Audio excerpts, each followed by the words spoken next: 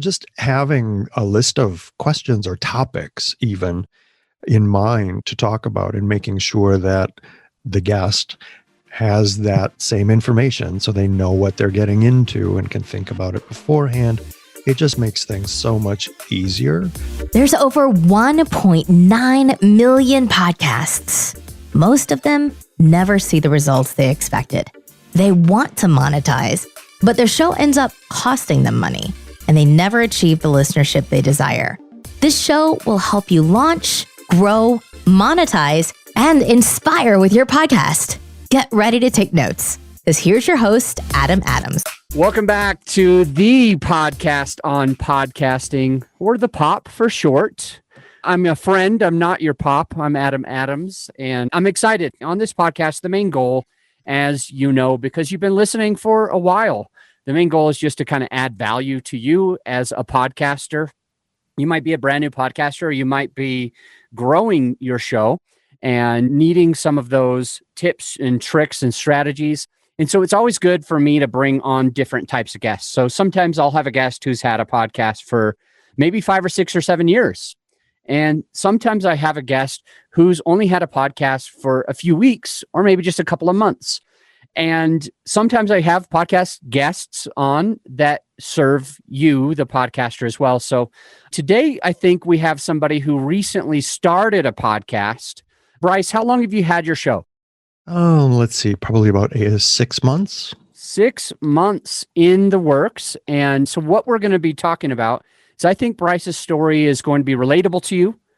And I also think that some of the things that he's going through today might be things that people have had a podcast for 3 or 4 or 5 or 6 or 7 years start to forget that they were going through. So it's going to be fun kind of going through a few questions with him. Just to give you a bit of background on Bryce Lord, he started in theater as an actor and then a stage director as well, moved into the arts administration at the university, more into nonprofit management. He works at University of Wisconsin, Milwaukee, supporting nonprofits. And what's kind of cool is the show that he created 6 months ago, based on the pandemic, is called Nonprofits in Java. And I don't know what my deal was. I saw that for the first time thinking it was some type of software Java, but no, this is coffee. So he wanted to sit down with nonprofit leaders around the state that he serves. And he was hoping to do that, but because of the pandemic, he made it virtual coffee. So it's podcast conversations that he's having with the nonprofit leaders in and around his state of Wisconsin. So welcome to the show, Bryce. Thanks Anything that I'm missing? Yeah, man. No, you got it great. I'm stoked. Okay, perfect. All the basics. Speaking of basics, I want to find out, just like with your business or how you make money, if you're working for somebody else, how you make money, who are you serving, and how do you serve them? Sure. So as you mentioned, I work at the UW Milwaukee for an organization we call the Helen Bader Institute for Nonprofit Management. And it's a kind of an academic research center that has educational degrees and does research into the nonprofit sector. And what I do a lot of is sort of community focus on how we can support nonprofits around Wisconsin and get them to lead and manage more sustainable organizations. So when we all closed down and we're working from home, I've been working from home for almost a year now, I found I could do most everything from my little home office, except the one thing that I really missed was sitting down with these people, with my colleagues, with people in the community in a coffee shop and just talking shop and catching up on personal stuff and just having those conversations that help build relationships both in and out of the workplace. And so I thought, like everybody else, I listen to podcasts. And one of the things that I enjoy the most about the programs I listen to are those conversations and just the interaction. And I thought, well, why don't I try that and just connect to some of my friends/colleagues and sit down and have a conversation and focus on different aspects of the organizations they work in, use it as perhaps a promotional tool to help educate more general public about how the nonprofit sector works.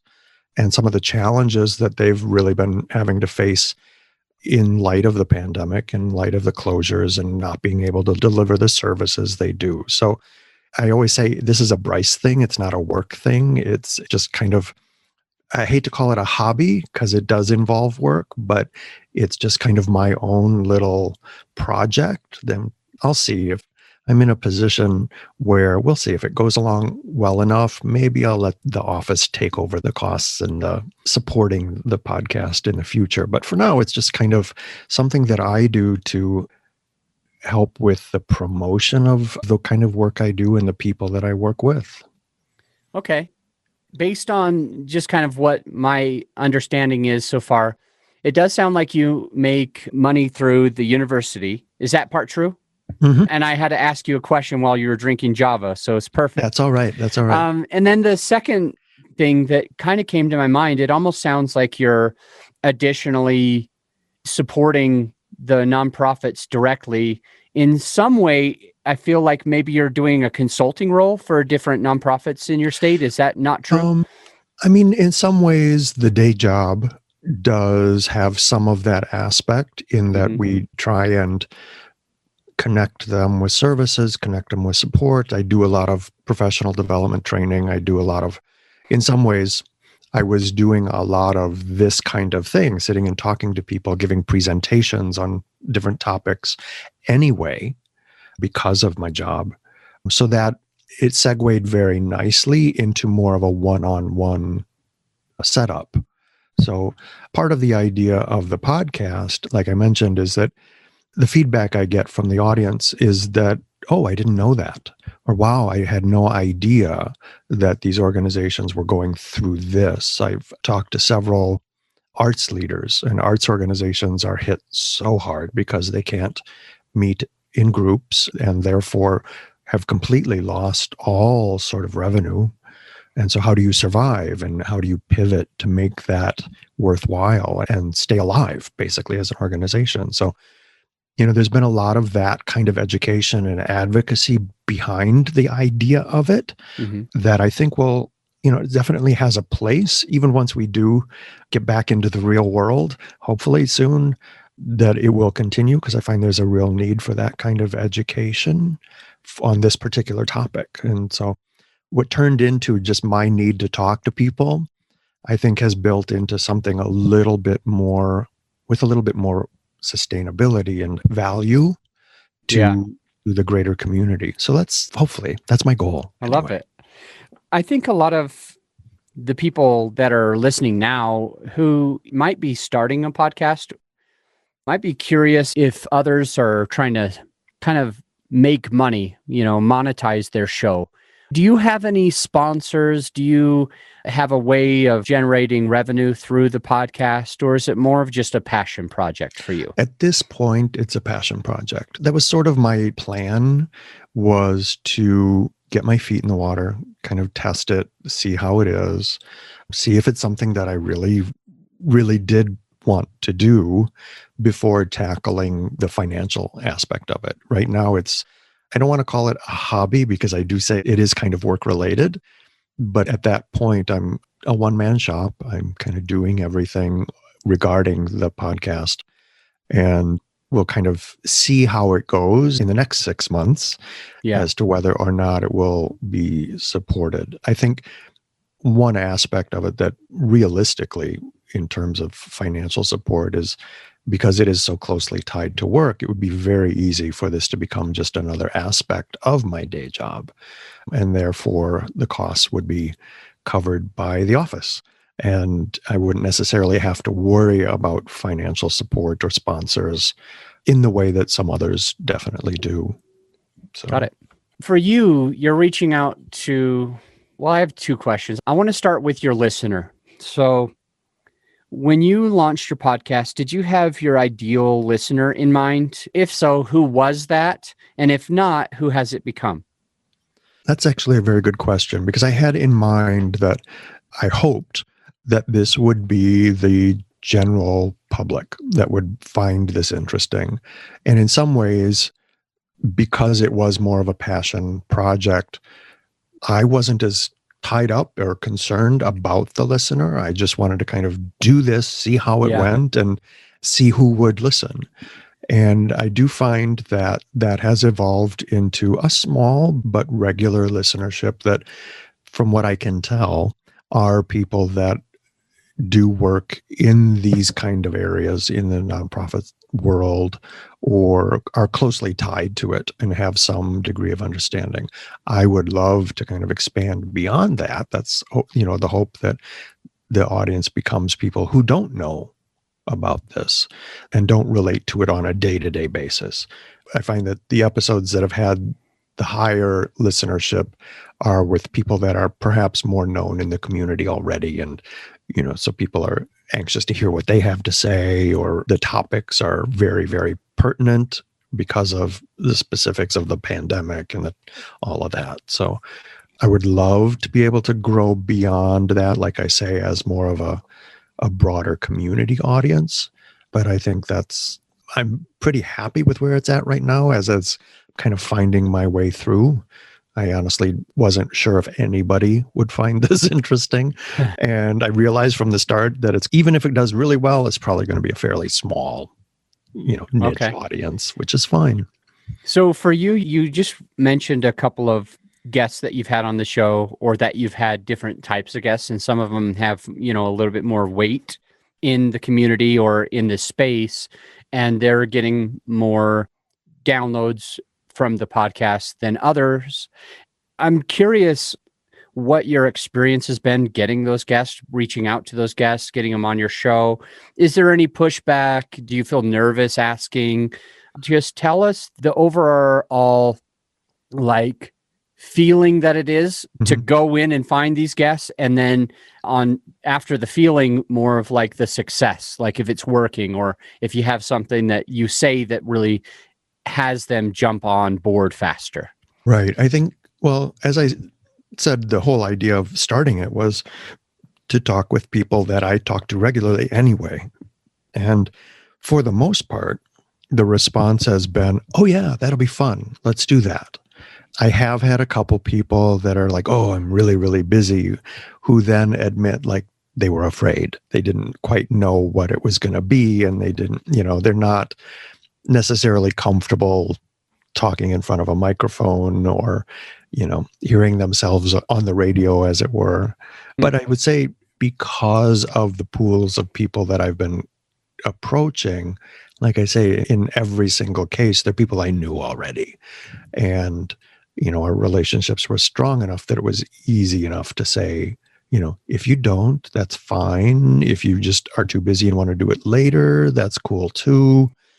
But for the most part, I think I've only had one or two people that were hesitant to do it at all.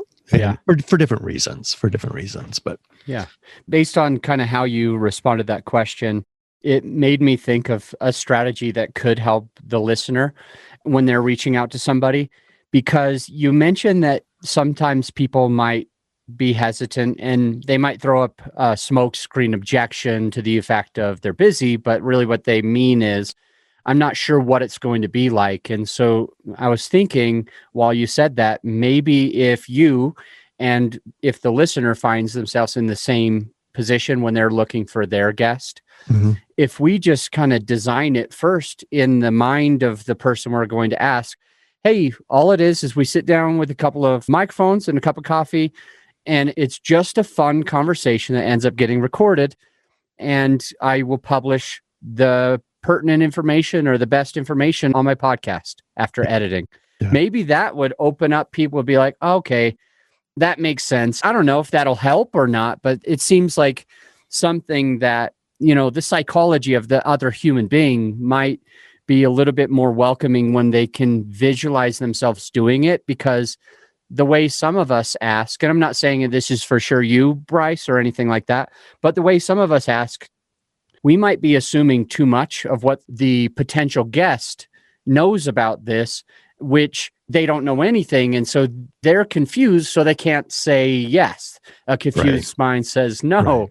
So they're very interesting. I just thought I'd bring that up in case we have another podcaster that might be going through that. Maybe they could try something like that. I was just going to say that I also have to remember that I originally come from a performing background. And so the comfort of microphones and, in this case, a Zoom conversation with a camera pointed at me, I'm more comfortable than some of these other people who have never done anything like this. And so you have to take that into consideration, just breaking the ice a little bit and making it a little more just warm and conversational to kind of reduce the fear factor, I think. Yeah. Well, you've been doing this for 6 months now, and I'm sure you've, learned a couple of things that even though you came from that type of background, you're comfortable with a mic and everything like that. Maybe there's a few things that you learned that are hacks that you might be able to share with the listener so that they can streamline their success. I would say the most helpful thing for me is to actually make sure I have notes on what I want to talk about. I mean, because yes, the idea is that it's just this unscripted conversation, right? But I've tried that and I end up stumbling over my thoughts and editing becomes a huge disaster afterwards. And so just having a list of questions or topics even in mind to talk about and making sure that the guest has that same information so they know what they're getting into and can think about it beforehand. It just makes things so much easier and more natural then. And with the understanding that, things can pivot, conversations change and shift, but at the end of the day, you've got a topic you want to discuss and you've actually done it. You haven't actually pivoted off in a complete, gone down a rabbit hole on a different topic. So I think that's key, is just making sure that you have everything lined up and don't wing it, Okay. I think more than anything. The talking part is easy for me, just the conversation. I can have a conversation with just about anybody, but you have to have some sort of structure to it. Or like I say, I can very easily go down a rabbit hole talking about God knows what and completely miss what I wanted to talk about in the first place. Yeah, I do the same thing. I've got ADHD and squirrel. What? Yeah, exactly. Yeah, exactly. All right.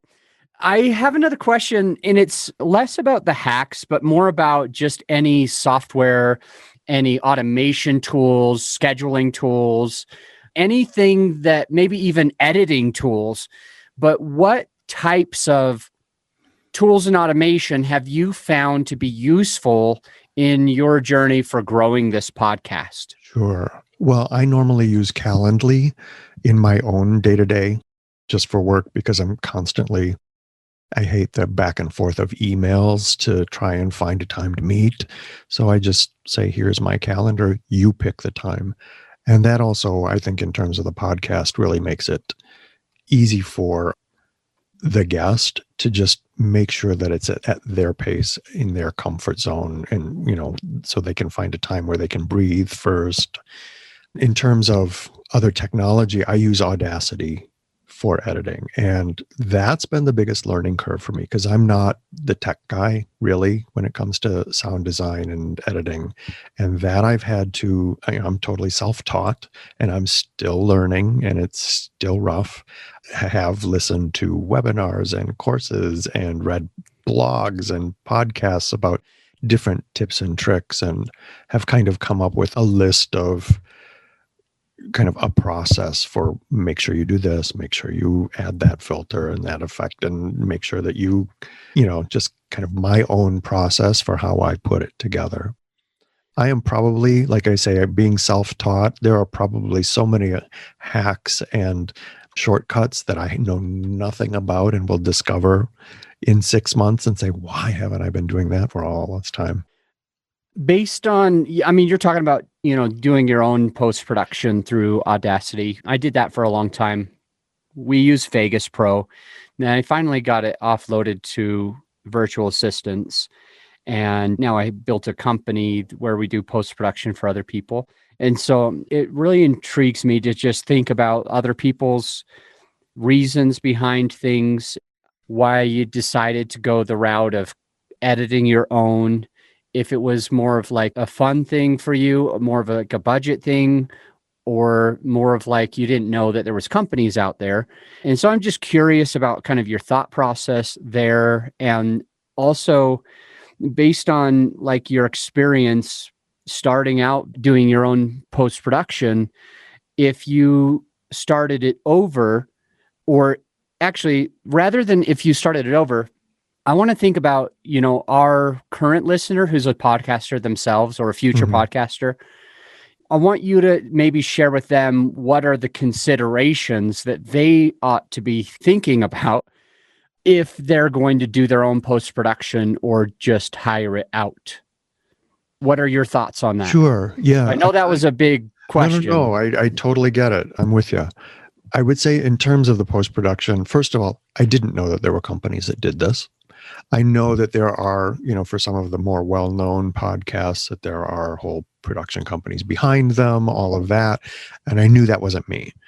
And so for me, it really was starting from scratch, poking around, looking at different hosting services and trying to find the best tips on the internet of all places where there's a wealth of right and wrong answers.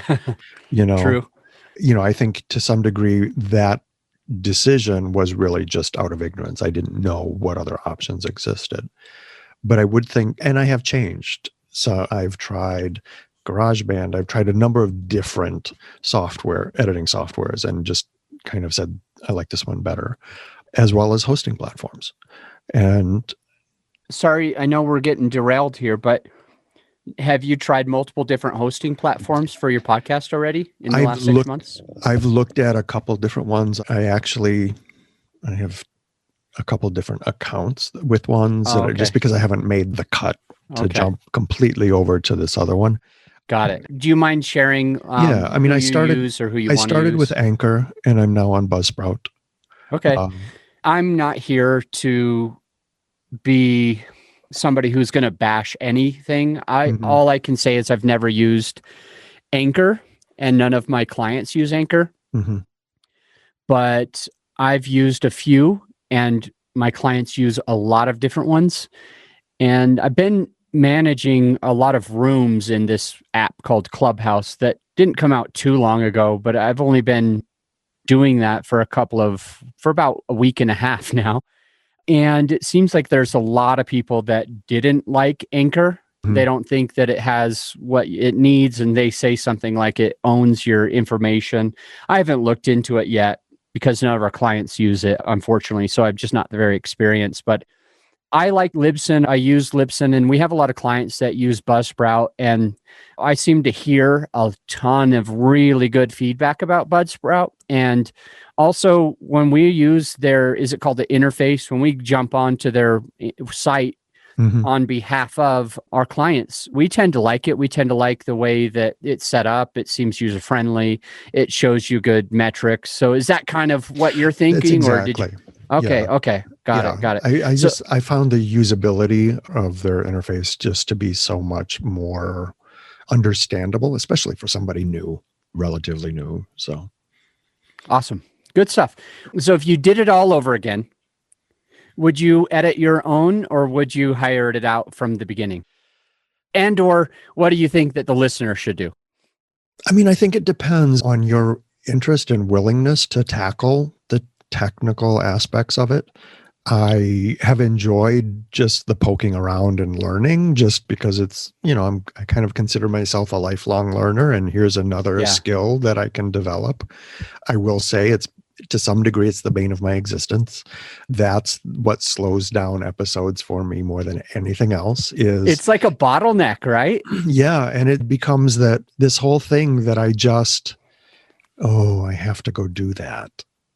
Or it's not going to move forward, So I think part of the decision was financial too, because this is, like I said, kind of a hobby. And there's not a sponsor, or the work's not paying for it yet. And so you wanted to make sure you could maintain. And it was in the middle of the pandemic too, when you started. Right. So. And this, and to some degree, the whole startup process was very spur of the moment, really. And I thought, well, let's just jump in with both feet and see what happens, sink or swim. And I'm learning to swim as I'm going along. But I would say that knowing all things, I would have definitely at least looked into a production company or a service of some kind. At least first, I'm kind of starting to poke around with that now. I have a couple of different colleagues at other universities in other states that have podcasts, but they commandeer students in the sort of AVIT arena Yeah. to do that work for them. Smart. And I'm like, how can I do that? Or can I? But I think, like I say, it's been kind of fun to figure that out. And I also find that, again, coming from the theater as a director, the editing portion, I have more control over the pace and flow of the conversation and kind of moving things. And that makes me satisfied in some way, kind of an artistic muscle flexing thing too. I get that. But doing it all over again, I would certainly check into other services, just mainly because of the time commitment.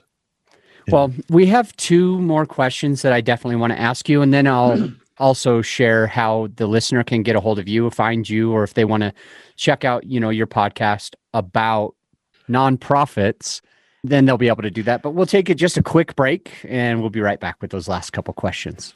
Hey, my friend, as you know, this episode is sponsored by my company, GrowYourShow.com.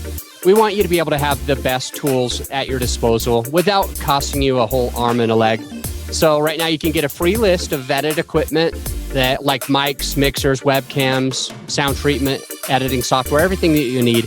I created the whole PDF with direct purchase links just to save you time and money, to help it be more convenient for you. So this free PDF will help you skip all the guesswork. If it's on there, it's vetted and approved by yours truly. And if it's not on there, it's probably not worth the money.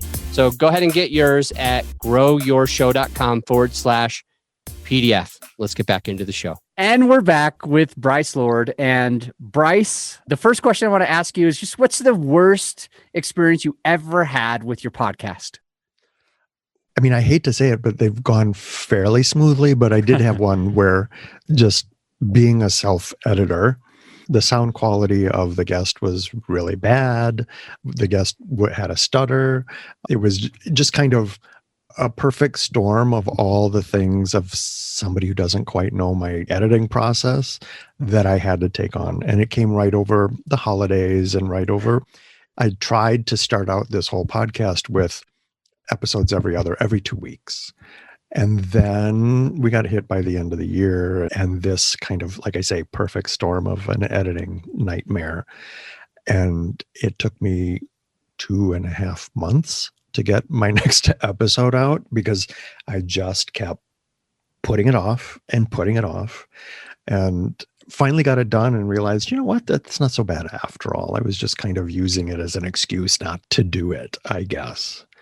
I find, like I say, it's been a learning curve, and the fun is in the people that I talk with. And as far as bad experiences, I don't know that it's been awful, other than, it's been kind of a getaway from all of the other awful that's out there. So it's been kind of a nice comfort zone, I guess, in some degrees. Okay. Last question I wanted to find out from you is after, 6 months of working on your podcast, interviewing other guests, buying the different equipment, doing your own post-production, writing the show notes, publishing every other week on average. Is there any one thing that you would say you're still struggling with today? I do think, it is the editing part is probably the biggest struggle for me. I also find now that we're into 2021 that to some degree, time management is a big issue because I am doing this kind of on top of the day job and trying to have some sort of a life and trying to manage all of that I need to reassess just the time commitment and how I want to tackle this moving forward. I do want to tackle it moving forward. I just need to find out a better process, one that actually works within my schedule better. It was fun at the beginning to just, let's do this. Let's have fun. This is great. And I get to talk to people and play with toys and all of that. But now the honeymoon period is over. And if this is going to have a life, I just need to really sit down and make sure that it's fitting in with everything else more functionally, I think. I want to speak to two things, and one of them is going to really be putting you on the spot, Bryce. And so I apologize ahead of time. No worries. No worries. So while you were sharing that last bit, the listener could probably push rewind to just hear it again. And I think this is beneficial for you, Bryce, and super beneficial for anyone who's having their own podcast. If you noticed, you tapped the desk a few times. I did, and it comes into the mic like really, really, really well.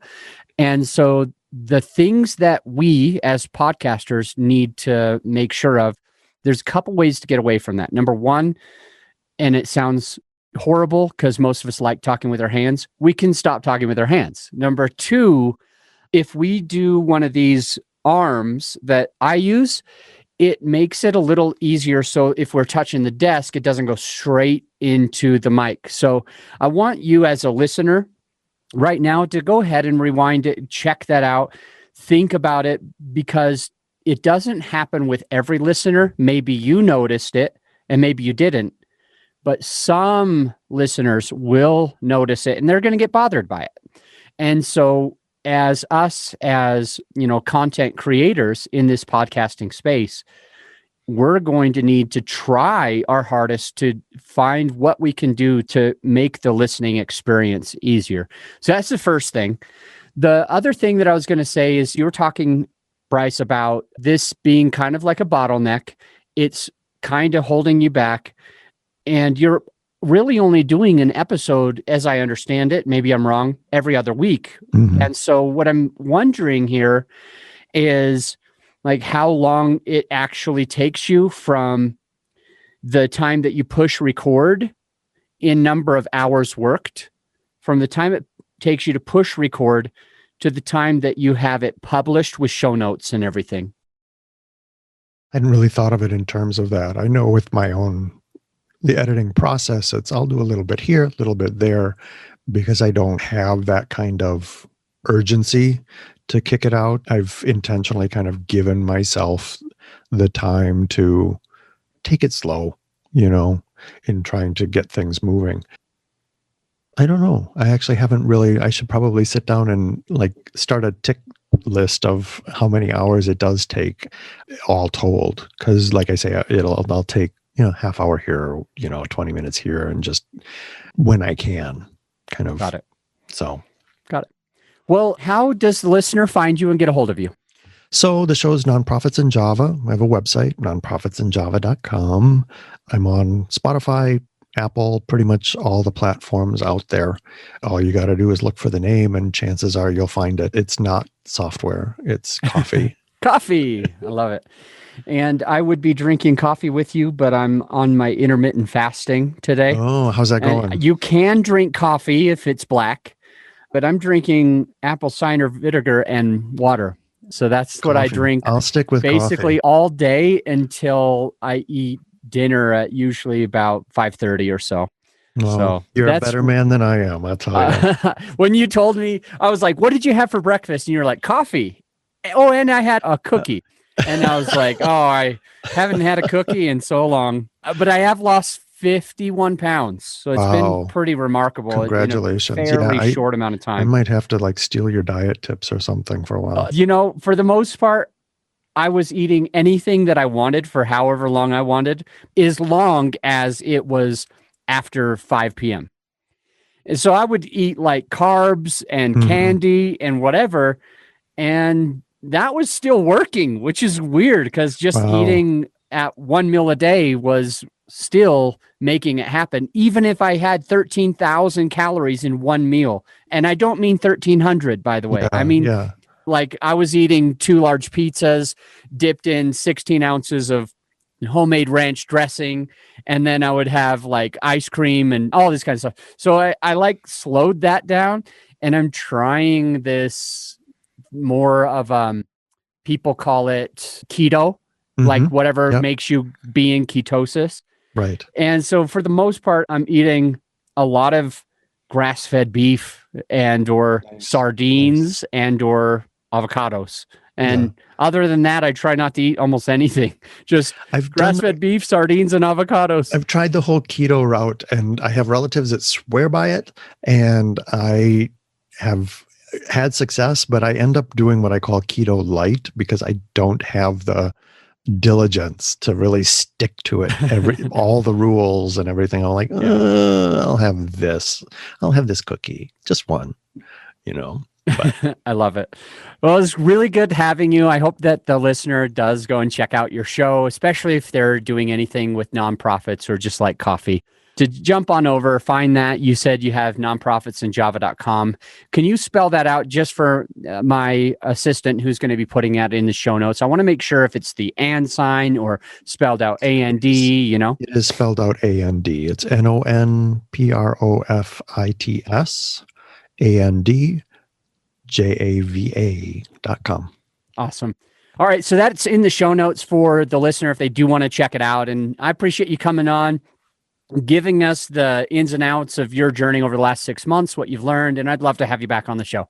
Thank you, Bryce. Great. Thank you. Nice to sit and talk with you. I'll have coffee with you next time. Sounds awesome. All right. Bye.